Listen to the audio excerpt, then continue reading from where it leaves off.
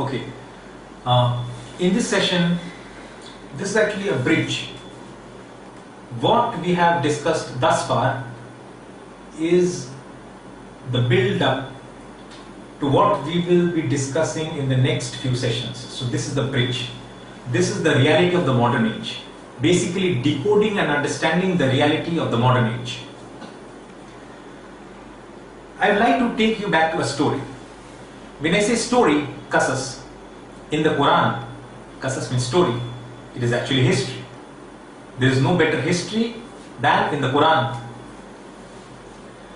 So there is a story in the Quran about Adam, the creation of Adam alayhi salam, Hawa, salamun alayha, and Iblis, lanatullah alayh. May Allah's curse be upon him. The story of Adam and Iblis. This story is repeated 7 times in the Quran in Surah Baqarah, Surah Araf, Surah Hijr, Surah Isra, Surah Kahf, Surah Taha, and Surah Sad.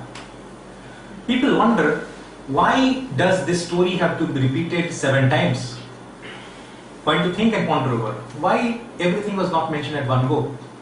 You have to understand one thing, that the Quran was being revealed in parts, bit by bit, little by little, verse by verse, sometimes small chapters by small chapters, surah by surah. So as and when it was being revealed, it was revealed to address a specific issue. And if you read the 7 instances where the story is mentioned, it is not exact repetition, but there is an addition to whenever we come across the story in the next time we read it. Hence it is mentioned 7 times. And in these 7 times, first it is in Surah Baqarah, then it is in Surah Araf. But when we come to Surah Araf about the story of Adam and Iblis, etc., Adam and Iblis, we find a verse in Surah Araf. Surah 7 verse number 22, where Allah says, Inna shaytana lakuma aduwwum mubin. Inna shaytana lakuma aduwwum mubin. Verily Satan is unto you an avowed enemy, a clear enemy. The Satan, Iblis, has been mentioned, stated in the Quran as the greatest enemy of mankind.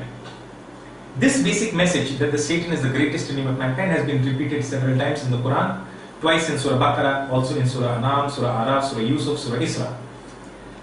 But we'd like to quote one more instance of this narration in Surah Isra, where it says, Inna shaytana kana lil insani aduwwam mubina. Verily Satan is unto human being. Satan is unto a human being an avowed enemy, a clear enemy. And we said that yet Muhammad said that the Dajjal is the greatest fitna, the greatest trial, the greatest tribulation, the greatest mischief maker, so to say. Okay. In this session, the reality of the modern world, we want to decode the reality of the modern world. How do we do that? How do we do that? Again, we will take the help of the Quran. There is no better way than the Quran which will help us to address this issue. So, before we refer to the Quran, we will ask you a series of questions. Some very important and interesting questions. Question number 1. Do we really understand the reality of the modern world?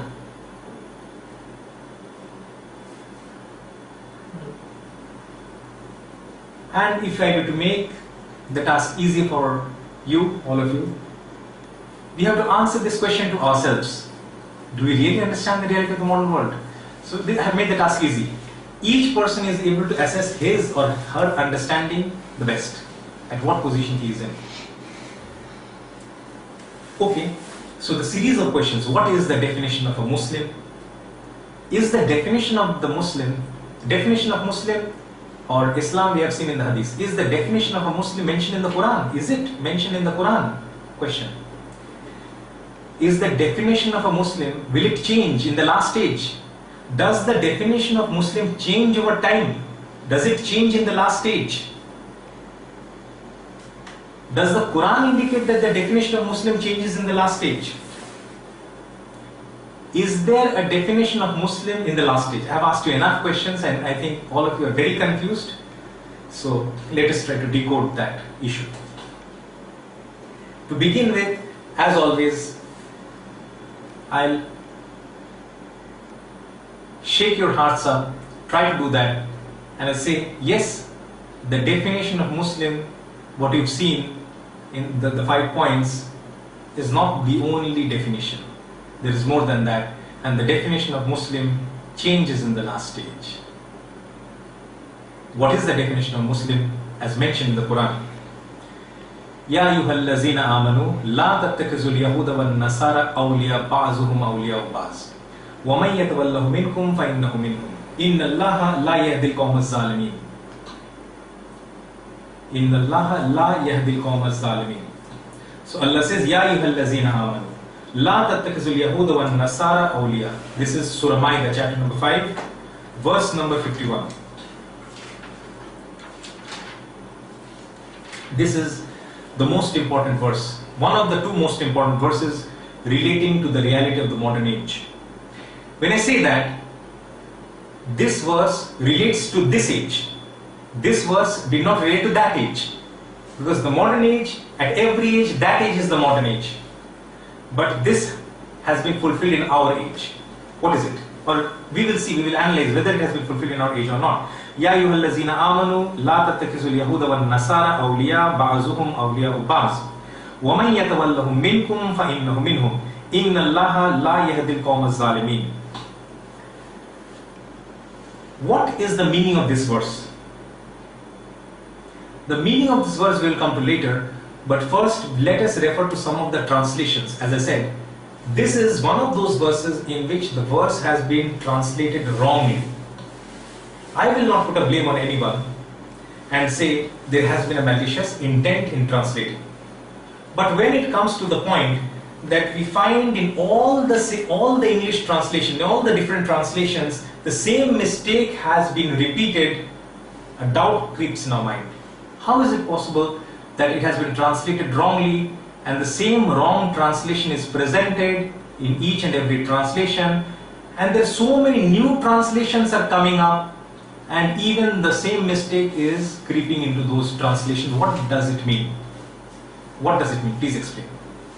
The only thing that it can mean, that any logical mind can come up to, is the fact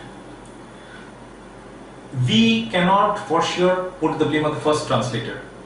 But from the next translator, he has simply been copying and pasting.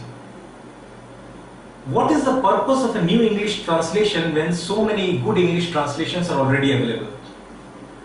Either he wants his name to be known to the people, or it makes good business sense, or he does not know, he does not have any understanding of the Arabic language. He has sat with a whole lot of English translations, modified bits and pieces of words, and done his translation and come up with his translation. Is it not the case? So I am reading a translation. I do not want to give which translation is it. Neither do I want to put a blame on this specific translator. But as a whole, this is the situation. We will read this out to you, and we will show you that how this verse has been the cause of gross malice against Islam. For what reason? For the errors of human beings. There are no errors in the words of Allah subhanahu wa ta'ala. So first we will read the English, then we will come back to the Arabic and give you the explanation. O you who believe, take not the Jews and the Christians for your friends and protectors. They are but friends and protectors of each other, to each other. And he amongst you that turns to them for friendship is of them. Verily Allah guideth not a people unjust. On the first reading, this might seem to be an okay translation for the Muslims. Okay? On the first reading. So they will think, okay, the message to the Muslims are, O you believe, ya ayyuhallazina amanu, those who have iman, do not take the Jews and the Christians as your friends and allies. They are but friends and allies of each other. And he who takes them for friendship is one of them. That is, he is of the Jews and Christians, basically indicating he is not a Muslim, he is no more a Muslim. And Allah does not guide people unjust. So do not befriend a Jew or a Christian.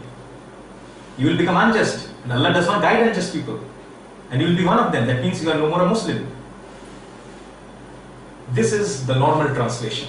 As I said, I do not want to put a blame on any specific translator.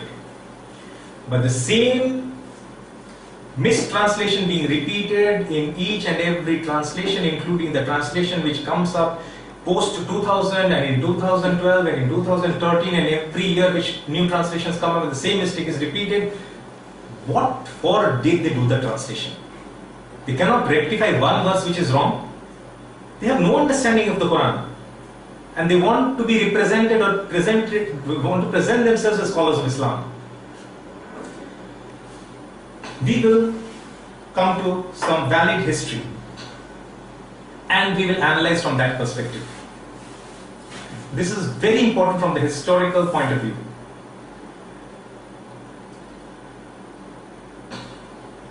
So what does the verse say? That the Jews and the Christians are friends and allies of each other. Point. I'm asking a question. Are they friends and allies of each other? Not really. Not really. Why are they not friends and allies of each other? They have points of difference among themselves also. They have points of differences amongst themselves. And what else? Jews don't think that Christ has yet come. Yes. So there are very grave differences. Yeah. For example, the Christians, the God of the Christians, not of the Muslims, Jesus, peace be upon him, the God of the Christians is the impostor to the Jews. Imagine. The God of the Christians is a fraud to the Jews. How can there be Friendship. an alliance and friendship? So, it is mentioned in the Quran, in Surah Nisa, chapter number 4, verse number 157, 158. وَقَوْلِيهِمْ. And they said, who said? And the Jews said. What did they say? Inna qatalna al-Masiha Isa ibn Maryam Rasulullah.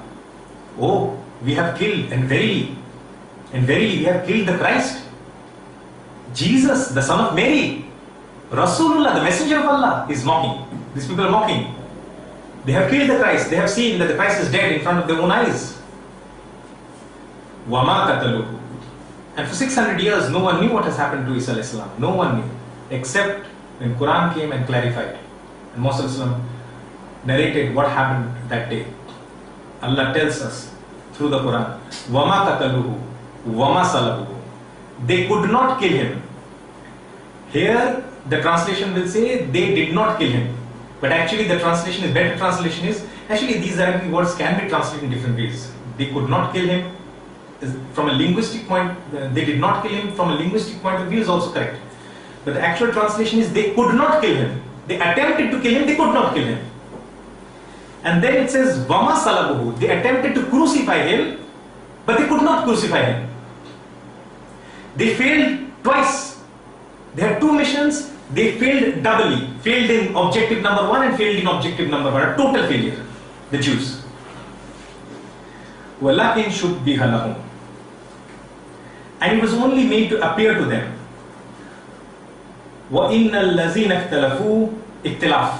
Difference of إِنَّ الَّذِينَ اخْتَلَفُوا فِيهِ لَفِي شَكٍّ مِّنْ.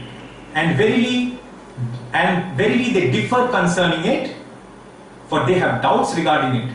لَفِي شَكٍّ مِّنْ. This translation I have done myself. لَفِي شَكٍّ مِّنْ. For they have doubts regarding it, concerning it.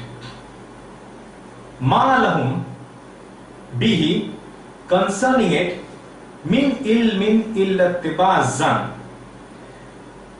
Of knowledge, concerning it, of knowledge, they have none except that they follow conjecture.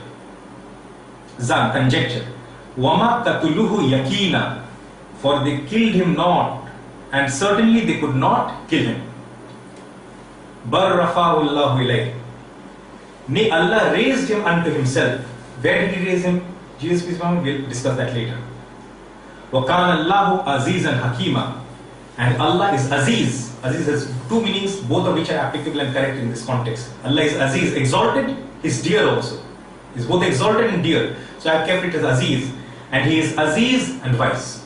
And there is wisdom. What is the wisdom? We'll come back to it later. This is Surah Nisa, chapter verse number 157, 158. So the enmity started with that event.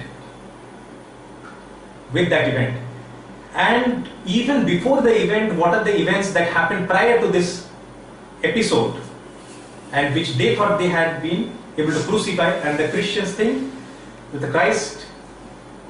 What is the perspective? Let us discuss the perspective. Why are they enemies? The Christians think the Jews, these are bad people, they have killed our God. Okay? And the Jews, they think we have done the correct thing because we've killed the impostor, the fraud. Nauzubillah min hazar. Because he was a prophet and a messenger of God. So the enmity started at that point of time. And what was the consequence and the repercussions of that enmity? I will read it out and you please listen to me. As early as the 4th century and the 5th century, 4th century, 5th century? 300 years onwards, 300 CE onwards. More or less 300, so 1700 years back, 300 years before the Prophet ﷺ. At that time, what happened? Already in the 4th and 5th century, synagogues were burned by Christians. The Jewish places of worship were being burned by Christians. Number of Jews slain unknown. Lots of Jews were slain. In the middle of the 4th century, the first synagogue was destroyed on the command of Bishop Innocentius of Dertona. A bishop is giving a command, Christian bishop, and on his commandment, the first synagogue is being destroyed. The first synagogue that was destroyed by the commandment of this bishop. Dertona in northern Italy. The first synagogue to have been burned down, that was the destruction. The other synagogues burned down. So the first which was burned down was near the river Euphrates, on command of the Bishop of Callinicon in the year 388 CE. In 694 CE, in Council of Toledo, Jews were enslaved, their property confiscated, and their children forcibly baptized. This is happening to the Jews. In 1010 CE, the Bishop of Limoges in France had the cities of the Jews, the city is Jews, Limoges in France, and Limoges is a city. In that city, all the Jews who would not convert to Christianity expelled or killed. Either accept Christianity, if you do not, then either they were expelled or killed. They could not reside in that city. Imagine, the Christians did not allow them to reside side by side in their town. In 1096, the year is very famous. Do you know why? The reason for it? The year of the First Crusade. Thousands of Jews were slaughtered, especially some say approximately 12,000. Places like Worms, Mainz, Cologne, Nies, Altena, Werlinghoven, Xanten, Mors, Dortmund, Kirpen, Trier, Metz, Regensburg, Prague, and others. All the locations are in Germany except Metz, which is in France, and Prague, which is in Czech. In 1147, another year which is very famous, the Second Crusade. Imagine, we heard that the Crusades were against the Muslims. But not just against the Muslims, thousands of Jews have been slaughtered and killed. And thousands of Christians have also been slaughtered. Some Christians slaughtered other Christians. Who are the aggressors and who are the victims, we will come to it later. In 1147, the Second Crusade, several hundred Jews were slain in Ham, Sully, Calenton, and Ramiro, all locations being in France. In 1189, and it rolled over to 90, 2 consecutive years, another famous year, the Third Crusade, English Jewish communities were sacked. In 1235 CE, Fulda, Germany, 34 Jewish men and women slain. In 1257 to 1267, in this 10-year period of persecution, Jewish communities of London, Canterbury, Northampton, Lincoln, Cambridge, and others exterminated, wiped out as a whole. In 1219, Bohemia in Poland, allegedly 10,000 Jews were killed. In 1337, starting in Deggendorf, Germany, a Jew-killing craze reaches 51 towns in Bavaria, Austria, Poland. 51 towns, all the Jews massacred. In 1348, all Jews of Basel in Switzerland and Strasbourg in France, 2,000 in number, burnt. In 1349, the next year, in more than 350 towns in Germany, that was 51, this is 350 towns in Germany, all Jews murdered, mostly burned alive. In this 1 year, more Jews were killed than Christians in 200 years of ancient Roman persecution of Christians. Rome was pagan, idol worshipper. Before Rome became Christian, at the time of Constantine, who founded the city of Constantinople. So before Rome became Christian, in the last 200 years, they persecuted more Christians, but in this 1 year alone, more Jews were persecuted than in the entire history of 200 years in the pagan Rome. Then, in 1389 in Prague, 3,000 Jews were slaughtered. In 1391, several Jews killed by the order of Archbishop Martinez. So Archbishop is giving the order for killing, and they have been executed. 4,000 were slain, 25,000 sold as slaves. Their identification was made easy by the brightly colored badges of shame that all the Jews above the age of 10 had been forced to wear. Secondary citizens, easy identification.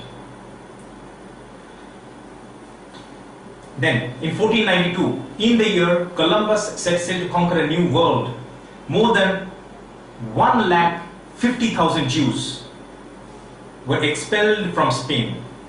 Many died on their way in the year 1492.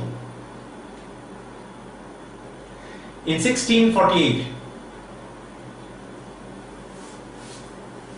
Chmielnicki massacres in Poland, 2 lakh Jews were slain. How many? 2 lakhs, not a small number. From 1648 to 1940, countless other incidents. And in 1940 to 1945, we'll give you the figures. It happened in Auschwitz. 11 lakh Jews were killed. And that is an estimate, it can be more or it can be less, we are not sure. 11 lakh Jews were killed. That was the year 1945. Do you still think that the Jews and the Christians are friends and allies of each other? What a big joke it is. What a big nonsense it is. What a big betrayal of Islam it is in rendering this translation in this way. Not so much for the first translator, we are giving him the benefit of doubt. Even whether this was a deliberate mistranslation or not, we are not sure. Even with giving him the benefit of doubt, the rest of the translations is a massive and monstrous betrayal of Islam. If they were never friends and allies of each other, how could Allah say so? How could Allah? It opens up the door in which they can claim that the Quran is false because it is making false statements. But is the Quran false or are they false? And are they who translated and mistranslated for whatever reasons? If you say we did not know, we just copied, why did you copy? Who told you to copy? Did anyone tell you to copy? What purpose did you copy it for? We copied from the good translation. Who told you to copy in the first place? Who wanted your name to be famous among Muslims? Oh, he has done a good translation of the English, in the English translation of the Quran in the English language. A good scholar, devoting his time. How much will it take? So many translations are available. Copy paste, make a few changes. That's it. Now we will go to the exact Arabic and the explanation. Listen to it very carefully, and this is the most important part in which I hope you remember somewhat the dates. Not exactly, but more or less the flow you have understood. We'll come back to it if required. Ya ayyuhallazina amanu. Listen very carefully. Ya ayyuhallazina amanu. O you believe, or you claim to believe. La tattakhizul yahuda wan nasara awliya ba'zuhum awliya ba'z. It is describing the Jews and the Christians. La tattakhizul yahuda wan nasara. Yahud, the Jews, and Nasara, the Christians. La tattakhizul yahuda wan nasara awliya, then immediately defines ba'zuhum awliya ba'z. What does it mean? Ba'zuhum awliya ba'z. Ba'z means what? Some. You have heard the term in Arabic, even in Hindi, Urdu. Baaz log ऐसे कहते हैं. Some people say. You have heard it in Urdu, English, same in Arabic. Ba'zuhum awliya'u ba'z. Some of the Jews are the friends and allies of some of the Christians. Why some? It says some are friends and allies of some. But who are these some and who are these some? It's defined in the previous part itself. La tattakizul yahud wan nasara awliya. Do not take such Jews and such Christians as your friends and allies, as your awliya. Immediately giving who? It defines such Jews and such, it immediately gives. Ba'zuhum awliya ba'z. Some Jews are the friends and allies of some Christians. So those who are the friends and allies of each other, you should not befriend them. Not for others. And indeed, we find today the alliance which has today come to be known as the Zionist alliance. An alliance of some Jews and some Christians. The Zionist alliance. Some Jews and some Christians. And who are pursuing aggressively for the state of Israel. For the Jews, a Jewish homeland. So much so that they raised a cry in the 1890s, about more than 100 years back. A land without a people and a people without a land. Did you get the meaning? A land without a people, so they do not consider the Muslims residing in Palestine to be people. They consider them, they made a statement elsewhere there as grasshoppers. A land without a people, and the people, the Jews, without a land. That was their cry. And so the Orthodox Jews recognize the falsity in the cry. They recognize that this is going against the will of God. Yes, there are theological differences between the Orthodox Jews and the Muslims. Yes, there are. But they recognize that they are not able to reside in the Holy Land, in Palestine, Israel, whatever you call that land, Canaan, whatever you call it. That itself is immaterial. So they are not able to reside in that land as a curse and a punishment from Allah subhanahu wa ta'ala, from Lord, from God. And when the suitable time comes, they will be returned to that Lord, to that land. So they do not pursue a course of aggression. Did you get that? But the other Jews, the Zionist Jews, along with the Zionist Christians, they are pursuing that path. Is it clear? Again listen. La tattakizul yahuda wan nasara. Do not take the Jews and Christians as your friends. La tattakizul yahuda wan nasara awliya. Do not take the Jews and Christians as your awliya. I'm breaking it up in Arabic. Ba'zuhum awliya ba'z. Some of the Jews are friends and allies of some of the Christians. وَمَنْ يَتَوَلَّهُ مِنْكُمْ فَإِنَّهُ مِنْهُمْ. If you are a part of them, وَمَنْ يَتَوَلَّهُ مِنْكُمْ فَإِنَّهُ مِنْهُمْ. You are no more a part of us, you are no more Muslims. That is the additional definition of Islam. If you align yourself with the Zionist alliance, you are no more Muslims. In spite of the fact you may follow what has been called as the 5 pillars of Islam, you are still not a part of this Muslim. You are not a Muslim. If you are with them, you are not with us. Someone strangely made this statement. If you are with them, you are not with us. That statement should have been made by us. If you are with them, you are not with us. I think that is where they picked it up from. Inna Allah la yahdil qawm az-zalimin. And verily Allah does not guide the zalim people, the unjust people. This will take some more time. Please bear with me. I think it is absolutely clear.